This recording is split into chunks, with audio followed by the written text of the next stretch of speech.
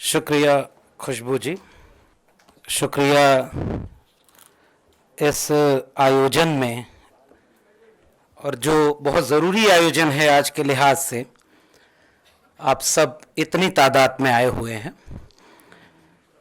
आज मैं अपनी बात शुरू करूंगा एक मेरी प्रिय कवित्री हैं जसिंटा किरकिट्टा की एक छोटी सी कविता से, कि जब मैंने अ से अनार लिखा, उन्होंने कहा आह कितना सुंदर। जब मैंने आ से आम लिखा तो उन्होंने आम के गुण गाए। जब अ से अधिकार लिखा वे भड़क गए। और आज दिल्ली के इस जिस परिसर में हम हैं, आजादी के अमृत काल के वक्त भी इस परिसर में आदिवासी समाज के इतिहास पर एक किताब लिखी जाए और उसका विमोचन हो और इतनी तादाद में लोग उसमें शामिल हों, ये वो नया इतिहास है जिसका इंतजार करते करते अमृत काल आ गया। इसके लिए मैं लेखक को बहुत बधाई देना चाहता हूं।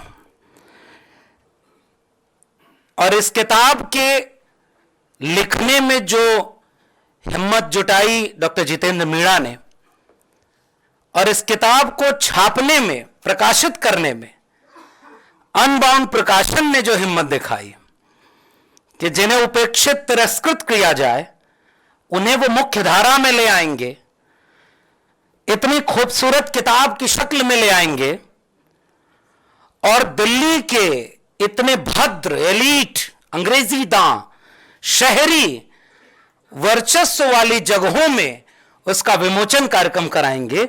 यह सब अपने आप में प्रतिरोध की एक श्रृंखला खड़ी करता है। इसके लिए मैं प्रकाशक अनबाउंड प्रकाशन के अलिंग जी को बहुत धन्यवाद देता हूं। और इस किताब को गौर से देखिएगा। इसका कवर पेज पीले और हरे रंगों के मेल से बना है। इसके मुख पृष्ठ पर भारत का नक्शा है, और उस नक्शे के ऊपर आदिवासियों के प्रतीकात्मक चिन्हों के बीच लिखा हुआ है राष्ट्र निर्माण में आदिवासी। यानी ये कवर पेज ही दावा करता है कि ये मुल्क हमारा है, लेकिन जो इस देश, इस दुनिया के सबसे पहले मूल निवासी थे, उनके साथ सबसे बड़ा धोखा या साजिश किसी तलवार, बंदूक या तोप ने नहीं की। उसके साथ सबसे बड़ी साजिश कलम ने की, जिनके ऊपर यह हक था कि वो इतिहास में दर्ज करेंगे उन आदिवासियों के इतिहास को भी। उन्होंने धोखा किया, तो जो कलम ने धोखा किया, उस धोखे का हिसाब करने के लिए आदिवासियों ने खुद अपने हाथ में कलम उठाई है। और जितेंद्र मीणा को मैं बहुत बधाई देता हूं कि उन्होंने इस तरह के शानदार कोशिश यहां पर की है। और इसमें जो आदिवासी लिखा हुआ है वो नीले रंग से लिखा हुआ है। और यहां संपादक आशीष जी हैं और प्रकाशक है। मैं आप सबका ध्यान इधर आकर्षित कराना चाहता हूं, और इसलिए आकर्षित करना चाहता हूं कि कुछ चीजें होती हैं। जैसे मैं बचपन में जब गाड़ी चलाना सीखा तो मैं ये नहीं बोलने वाला था कि मैं भी बचपन में आदिवासियों के बीच रहा करता था। मैं बिल्कुल उधर नहीं जा रहा हूं। मेरा तो आदिवासियों से जन्मों जन्मों का नाता है। ये वाक्य नहीं बोल रहा हूं, मैं एक किस्सा सुनाना चाह रहा था कि जब अपने से गाड़ी चलाना होता था अकेले, तो लगता था कि हमें अच्छी ड्राइविंग आती है, लेकिन जब कोई बहुत खास परिवार का बैठ जाता था तो हाथ कांपते थे। अब कोई अगर लेखक हो तो उसकी किताब पर बोलना आसान है, लेकिन लेखक से पहले कोई मित्र हो तो जोखिम भरा है कि भाई आप क्या बोलेंगे, संभल के बोलना। फिर भी मैं कुछ बातें इतिहास के थोड़े से पुराने पन्नों को उधेड़ते हुए, प्रोफेसर अंशु कुमार और प्रोफेसर मनोज झा यहां बैठे हुए हैं, प्रोफेसर सोना झरिया मिंज बैठी हुई हैं, मैं थोड़ा सा कुछ साल पहले पन्ना पलटना चाहता हूं। शायद दिसंबर या जनवरी का महीना था, साल 2018-19, और इस देश में 13 पॉइंट रोस्टर आया था। और इसलिए मैं कह रहा हूं इस मंच पर यह बात बोलनी चाहिए, क्योंकि ये सारे लोग जो मंच पर हैं वो सारे उस आंदोलन से जुड़े हुए हैं। और उस समय पूरे देश में रोस्टर आंदोलन के खिलाफ जो अगुवाई थी वो दिल्ली विश्वविद्यालय ने की थी, उनमें हम लोग शुमार थे।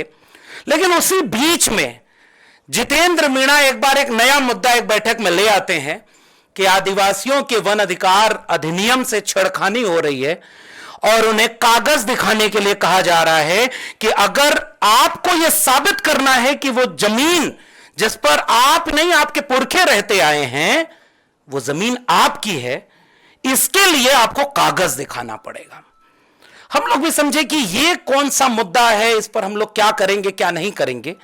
लेकिन जितेंद्र मीणा ने उसका पूरा शोध किया हुआ था और उसके बाद धीरे धीरे वो मुद्दा बना और मुझे याद है जंतर मंतर पर एक बड़ा आंदोलन हुआ और उस समय देश में यह नारा लगा था कि भले जेल में जाएंगे हम कागज नहीं दिखाएंगे। लेकिन शाहीन बाग की वो दादियों ने जो नारा लगाया कि उस समय सीएनआरसी के नाम पर संविधान से जो छेड़खानी हो रही थी, तब लोगों को लगा कि ये सारा झगड़ा तो केवल मुसलमानों के खिलाफ है, हमारा नंबर तो आएगा नहीं। लेकिन जब आदिवासी समाज का पूरे देश में आंदोलन खड़ा हुआ कि आप जो कागज मांग रहे हो असल में आपका निशाना हमारी जमीन है और उस जमीन के नीचे जो खनिज संसाधन है जो हमारे हैं उसे आप छीनना चाहते हो। और उस समय मैं लेखक के बारे में बस थोड़ा सा परिचय देना चाह रहा हूं कि यह किताब भले बाद में आई, लेकिन लेखक ने आदिवासी मुद्दों पर बोलना, लिखना और लड़ना कई वर्ष पहले से शुरू कर दिया था और कई ऐसे किस्से वो आते रहे जैसे हम लोग भी नहीं जानते थे। बाद के दिनों में तमाम लोग प्रोफेसर हैं।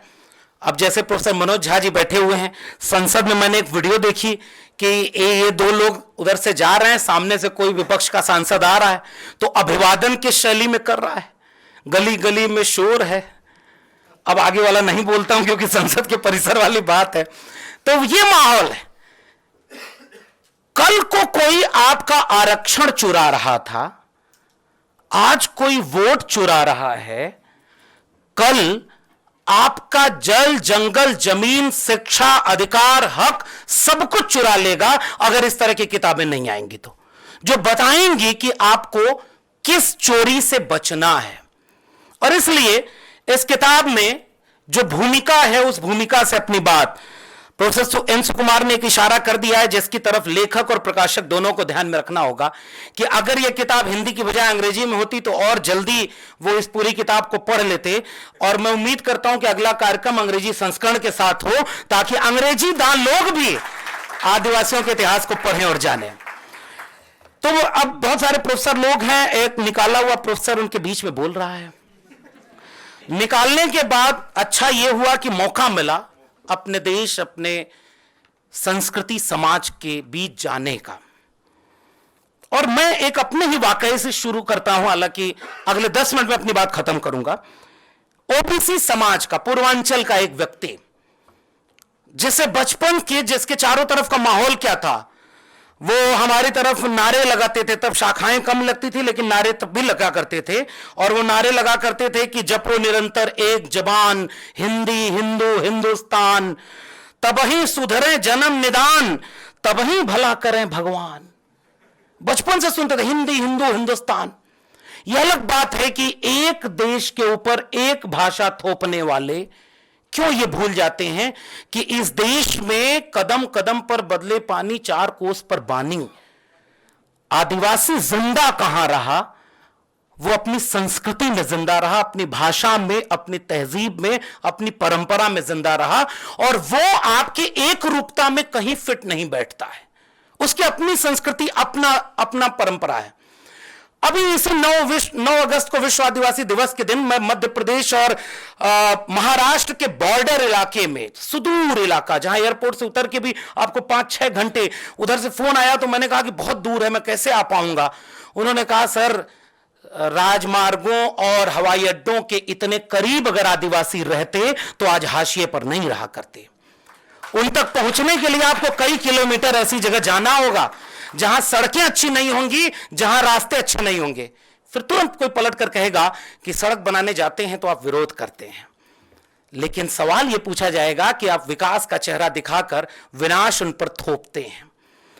मैं गया वहां तो रास्ते में जहां जहां मौका मिला आदिवासी समाज के लोग स्वागत कर रहे थे। मैंने उस वीडियो को पोस्ट किया और प्रोफेसर मनोज इस बात को समझेंगे, क्योंकि जिस डिकास्ट होने की बात को हम लोग कहते हैं, आप सोचिए कि इस मंच पर अधिकांश लोग जब प्रोफेसर एन सुकुमार बोल रहे हैं या प्रोफेसर सोना झरिया मिंज बोल रही हैं या हम लोग, तो उसकी भी अपनी एक लोकेशन, एक पॉलिटिकल और सोशल लोकेशन है।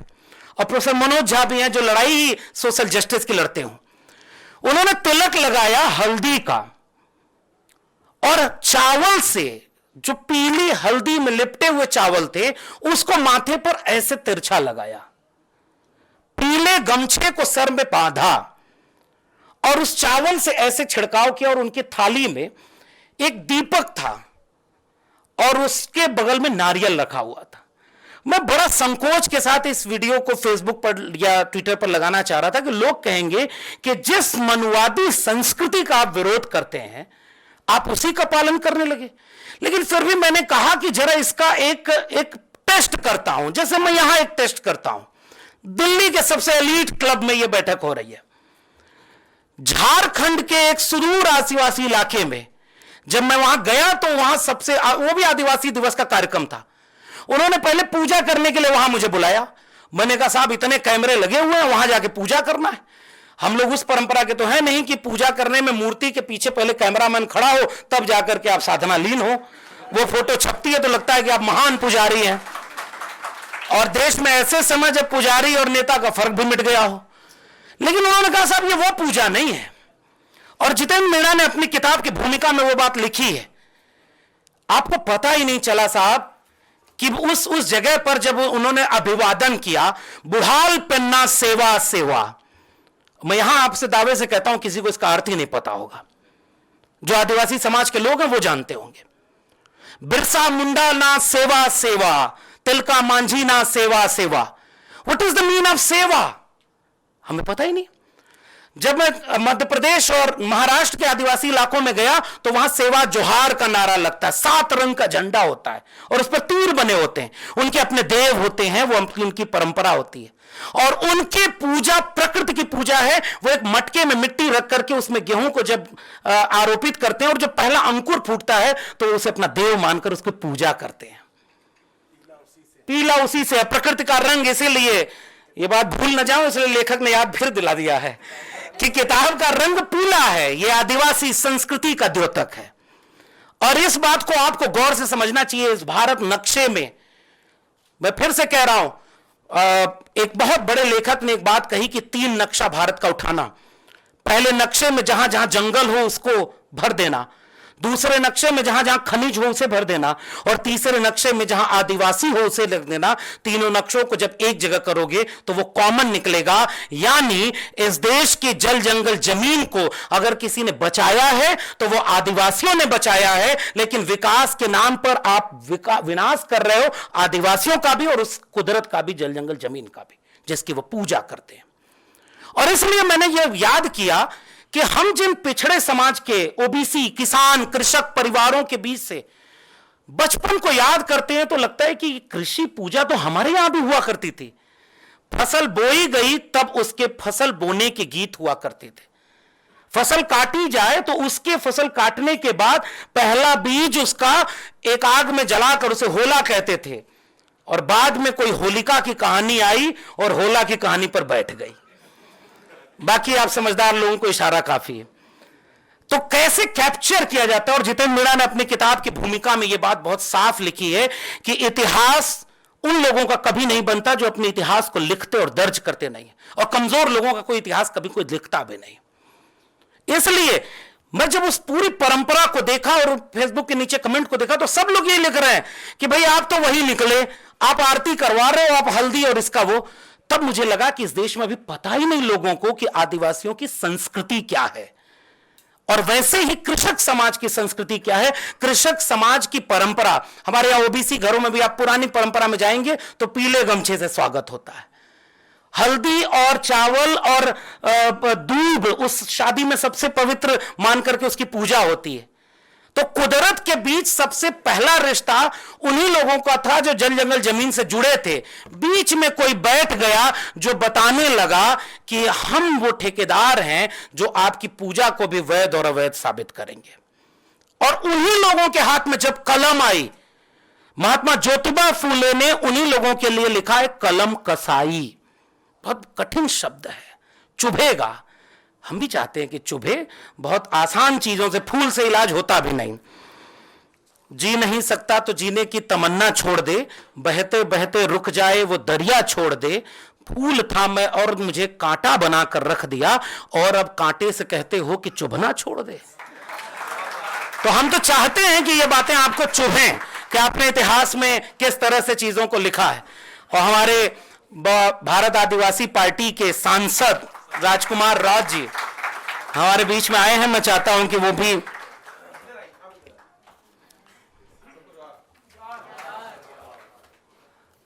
और ये मैं पूछना ही भूल गया था कि जोहार का मतलब क्या होता है, कितने लोगों को पता है। और मैं ये सवाल यहीं से उठाना चाहता कि सेवा जोहार का नारा क्यों लगता था, और जोहार का नारा और उलगुलान का नारा किसके लिए लगता है। यह बात प्रोफेसर जितेंद्र मीणा ने अपनी किताब में भूमिका में लिखी है। अगले 2-4 पॉइंट्स में अपनी बात खत्म करूंगा।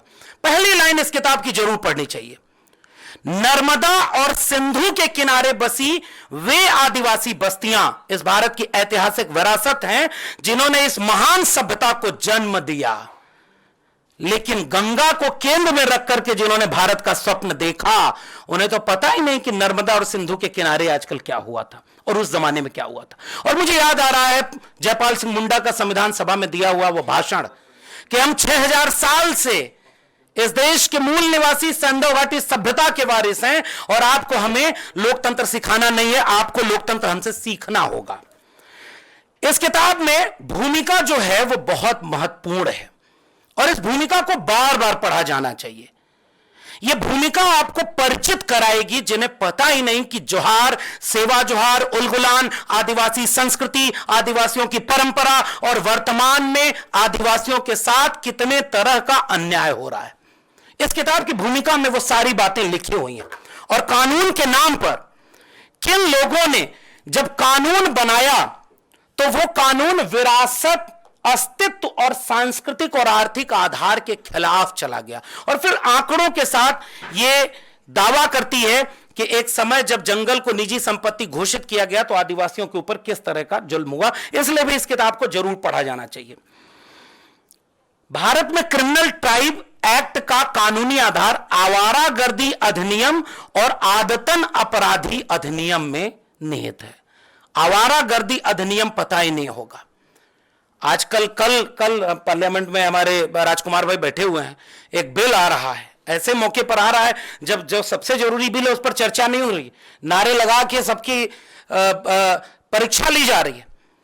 लेकिन वो बिल लाया जा रहा है कि 30 दिन में, अभी उलाका साहब बोल के गए, मैं उसका भी एक थोड़ा सा जवाब देना चाहूंगा कि वो बिल लाया जा रहा है 30 दिन अगर कोई जेल में रहा तो उसके बाद 31वें दिन उसका पद और कुर्सी सब चली जाएगी। और विपक्ष के एक नेता ने पूछ दिया कि चक्की पीसिंग वाला नारा जिसके लिए दिए थे उसको डिप्टी सीएम बनाए बैठे हो। तो वो जो क्रिमिनल ट्राइब, और आपको पढ़ना चाहिए डॉक्टर बाबा साहब अंबेडकर और जयपाल सिंह मुंडा के बीच संविधान सभा की बहस को। और उस समय मैं एक रेफरेंस आपके लिए ले आया हूं क्योंकि इससे अच्छा मंच उस बौद्धिक बहस को लोगों के बीच ले जाने का नहीं है। यह बात बिल्कुल दुरुस्त है कि आदिवासी समाज बिल्कुल मुख्तलिफ है, बिल्कुल अलहदा है। उसे शेड्यूल कास्ट के साथ जोड़ करके दोनों की लोकेशन अलग अलग थी, वो अछूत थे। न ओबीसी में कोई अछूत था और न आदिवासी में कोई अछूत है। आदिवासी को अछूत होने का मतलब ही नहीं। वर्ण सिस्टम जब आरोपित आप करते हैं, और इस किताब को इसलिए भी पढ़ा जाना चाहिए कि इसमें राजा शंकर शाह और रघुनाथ शाह, उनके बारे में बाकायदे एक अध्याय लिखा हुआ है, और वो राजा हैं। छत्तीसगढ़ के इलाके में राजा वीर नारायण सिंह है, वो राजा हैं। गोंडवाना में रानी दुर्गावती हैं, वो रानी हैं। भीलवाड़ा राजकुमार रोज जी उसका पूरा आंदोलन चला रहे हैं कि भीलों का अपना एक पूरा राज्य बने, क्योंकि वहां के वो राजा रहे हैं। अगर वर्ण व्यवस्था में आदिवासी, दलित, पिछड़े, सब शूद्र थे, तो उनके बीच से राजा कैसे पैदा हुए? सम्राट अशोक, चंद्रगुप्त मौर्य, देवगिरी के यादव, गुर्जर पाल प्रतिहार वंश, चोल से लेकर के गोंडवाना भीलवाड़ा, इसका मतलब कि वाणा सिस्टम न तो आदिवासी पर कभी फिट बैठता है, न दलित पर, न ओबीसी पर। वो एक आरोपित व्यवस्था है जिससे आप अपनी संस्कृति को भूल जाओ और एक व्यक्ति, एक ग्रंथ, एक संस्कृति, एक नेता, एक झंडा और एक ही सब कुछ के रंग में रंग दिया जाए। इसलिए भी इस किताब को पढ़ा जाना चाहिए। इसलिए उलाका जी जब ये बोल रहे थे कि नुकसान हुआ, मैं वहां पर देख रहा हूं कि जब 1949 में बाबा साहब अंबेडकर ने एक प्रस्ताव लाया था, और तारीख के साथ इसको देखना चाहिए। 1947 से 1949 के बीच एडवाइजरी कमेटी जो आदिवासी लोगों के साथ बनी थी, जितेंद्र मीणा ने बाकायदे अपनी भूमिका में लिखा है कि केवल 7.5, 8, 9% जिसकी आबादी हो, उसकी केवल 16 लोग संविधान सभा में थे। तो जब नया भारत बनाया जा रहा था तो आदिवासी कहां थे, और उस संविधान सभा की बहस में कहां है वो? उसके बाद उन्होंने कहा कि वो मांग ये कर रहे थे कि जो राज्य जहां आदिवासी ज्यादा हैं, उन राज्यों में उनको विशेष अधिकार मिलना चाहिए। मांगा उन्होंने अधिकार और मिला केवल आरक्षण। मुझे लगता है आदिवासी समाज की यह दिक्कत रही है और इसलिए भी वो लड़ते हैं। लेकिन डॉक्टर बाबा साहब अंबेडकर ने 11 मई 1949 को अल्पसंख्यक राजनीतिक संरक्षण पर एडवाइजरी कमेटी और उसके बाद 24 अगस्त 1949 को ड्राफ्ट आर्टिकल 294, जो बाद में कॉन्स्टिट्यूशन में आर्टिकल 332 में आता है, पूरे देश में जैसे शेड्यूल कास्ट को रिजर्वेशन मिला, वैसे ही शेड्यूल ट्राइब को भी नहीं वो चीज मिल पा रही है जो वो चाहते हैं, तो कम से कम रिजर्वेशन तो मिले। यह काम उस एकता को दिखाता है जो उस बहुजन आइडेंटिटी पॉलिटिक्स को जोड़ती है। अलग होने के सामाजिक, सांस्कृतिक, आर्थिक कई कारण हैं, लेकिन जोड़ने के जहां जहां इतिहास हैं, उस इतिहास को पढ़ना चाहिए। अब मैं आखिर में एक दो बातें कह के अपनी बात को खत्म करूंगा। उसके बाद 2 वक्ता हैं, उनको अपनी बात को पढ़ना है, सुनेंगे आप। एलिवेशन ऑफ कास्ट में बाबा साहब डॉक्टर अंबेडकर लिखते हैं कि इतिहास गवाह है कि भारत के इतिहासकारों ने दलितों और आदिवासियों की भूमिका को मिटा दिया है। जब तक यह देश अपने असली निर्माताओं की पहचान नहीं कर लेता, तब तक वह न्यायपूर्ण राष्ट्र नहीं बन सकता। डॉक्टर राम मनोहर लोहिया मार्क्स, गांधी और समाजवाद किताब में 1960 में लिखते हैं कि भारत में असली लोकतंत्र तभी आएगा जब सबसे गरीब, सबसे उपेक्षित और सबसे पिछड़े आदमी की जिंदगी बदलाव आएगा, जब आदिवासी, दलित, स्त्री, उनकी आवाज संसद में गूंजेगी, तभी भारत का स्वराज पैदा होगा। और आज जब राजकुमार रोत जैसे सांसद सदन में खड़े होकर के बोलते हैं, तब लगता है देखिए आदिवासी की लड़ाई आदिवासी ही लड़ेगा, वही बोल सकता है। बाकी आप उनके साथ, उनके पीछे खड़े होकर के आप साथ दीजिए, उसका नेता नहीं बनना है। इसलिए आज जो बात राजकुमार रोत बोल रहे, इससे पहले क्यों नहीं बोली गई? महाश्वेता देवी ने अरण्येर अधिकार में 1977 में लिखा कि भारत का इतिहास लिखने वाले हमेशा महलों और दरबारों के इतिहासकार रहे, महलों और दरबारों के इतिहासकार रहे। जंगलों और पहाड़ों में लड़ी गई असली लड़ाइयों को उन्होंने कभी जगह नहीं दी। आदिवासी इतिहास इसलिए जिंदा है क्योंकि वह लोगों की यादों और संघर्षों में जिंदा, और उन यादों, संघर्षों से इस किताब ने एक भूमिका निभाई है। यह भूमिका जब जितेंद्र मीणा लिखते हैं तो यह दावा कतई नहीं करते कि आदिवासियों के ऊपर कोई पहली किताब मैं लिख रहा हूं। इसके पहले बहुत सारी किताबें लिखी गई हैं, बहुत सारे काम हुए हैं। जितेंद्र मीणा यह दावा कर रहे हैं कि जिन नायकों को उपेक्षित कर दिया गया, हम उन नायकों की भी बात आपको बताना चाहते हैं। छत्तीसगढ़, नॉर्थ ईस्ट से लेकर के राजस्थान, गुजरात के भी इसमें नायक शामिल हैं, इसलिए भी इस किताब को पढ़ना चाहिए। एक कोटेशन, एक दो बस पढ़ के मैं अपनी बात खत्म करूंगा। हालांकि पेज नंबर 33 पर इन्होंने वनवासी वाले संकट के ऊपर भी इशारा किया है कि कुछ लोग आदिवासियों को वनवासी कहकर के अपनी संस्कृति भी थोप रहे हैं। जबकि आदिवासी संस्कृति का उनसे मेल नहीं है। आपको जानकारी होनी चाहिए कि झारखंड में विधानसभा ने यह बिल पारित किया कि अब की जब जनगणना हो तो धर्म के कॉलम में हमारा अपना धर्म भी लिखा होना चाहिए। जब उनका धर्म अलग, उनके देवी देवता अलग, उनकी संस्कृति अलग, तो उनके ऊपर आप एक धर्म, एक भाषा, एक नेता क्यों थोपेंगे? और इस बात को इस किताब में जरूर लिखा गया। और इस किताब को, बाकी नायकों पर वक्त कम है इसलिए छोड़ देता हूं, इसके आखिरी पन्ने पर भारत के आदिवासी विद्रोह करके एक सूची दी गई है।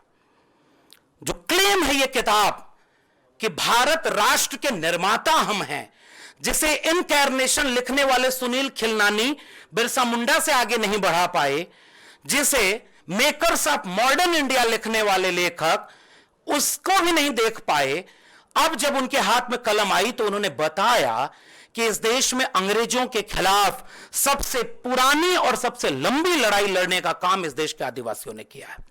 साल 1776 से यह लड़ाई शुरू हुई है और लगभग 1963 तक ये लड़ाई लड़ी गई, और मैं तो कहूंगा कि 2025 में भी वो लड़ाई जारी है। लेकिन इस बात को वो कतई नहीं समझ पाएंगे जो एनसीईआरटी के सिलेबस से मुगलों को निकालकर या अकबर को और बुरा पेश करके एक नया भारत बनाने की कोशिश में इस कदर लगे हुए हैं कि एक तरफ शिक्षा बर्बाद हो लेकिन जितनी बची रहे वो भी हमारे मुताबिक पढ़ी जाए। ऐसे वक्त में क्या उन्हें चिंता है आदिवासियों के इतिहास लेखन की? और अंग्रेजों के खिलाफ अब कौन लड़ाई नहीं लिया? लाल किले की प्राचीर से जिस संगठन का नाम लिया जा रहा है वो संगठन का इतिहास ही अंग्रेजों का साथ देने का रहा हो। ऐलान है 2025 में कि अगर आपको संविधान और लोकतंत्र को बचाना है, इस तरह की किताबों को बचाना है, तो उस कर्ज को चुकाना होगा जो हमारे पुरखों ने हमें सौंपा है। मिर्जा गालिब का एक शेर है कि दर्द मिन्नत कशे दवा न हुआ, मैं ना अच्छा हुआ बुरा न हुआ, जान दी हुई उसी की थी, हक तो यूं है कि हक अदा न हुआ। हमारे ऊपर हमारे उन पुरखों का हक है कर्ज की तरह। डॉक्टर बाबा साहब अंबेडकर, जयपाल सिंह मुंडा, बिरसा मुंडा से लेकर राम मनोहर लोहिया, भगत सिंह, तमाम लोगों का कर्ज है। इस किताब के जरिए उस कर्ज को पढ़ते हुए हमें लंबी लड़ाई के लिए अपने को तैयार करना होगा। मैं फिर से लेखक जितेंद्र मीणा को, प्रकाशक को और आप तमाम लोगों को धन्यवाद देता हूं कि ऐसे जगह पर हमने इस भूमिका निभाई। बहुत बहुत धन्यवाद। शुक्रिया डॉक्टर लक्ष्मण अपनी बात रखने के लिए। अब मैं बुलाना चाहूंगी